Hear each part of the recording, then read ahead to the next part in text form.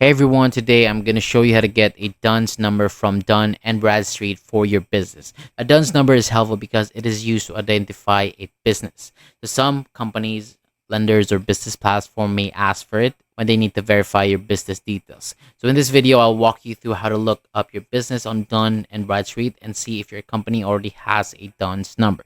So to start, open up your browser and go to the dnb.com website. And once the page loads, scroll down way down to the bottom of the website in the footer area. Look for the section called Solutions and Insights. Under that section, click on DUNS number.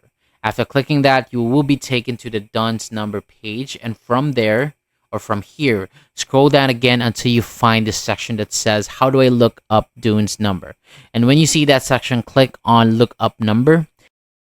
And next, scroll down on the page until you see the DUNS number lookup tool, and tap on that option to open up the lookup page. Now, once you're inside the DUNS number lookup tool, you go to the search for field, tap on it, then choose My Company. So this tells the website that you're trying to search for your own business. And after that, start entering your business details, and you can type in your business name, suite number if you have one, city, zip code, state, and country. And make sure the information is correct because this will help the website find the right business record. If you do not want to search using the business name and address, you can also use the business phone number instead. So this is another way to check if your company already has a DUNS number in the system.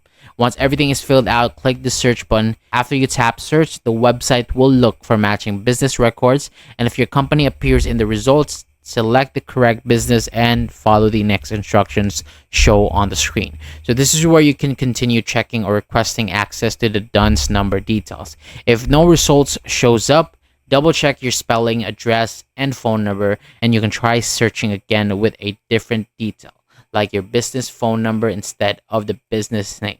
If your business still does not appear, the page may show an option to get a new DUNS number. You can use that option and follow the form instructions from Dun and Bradstreet.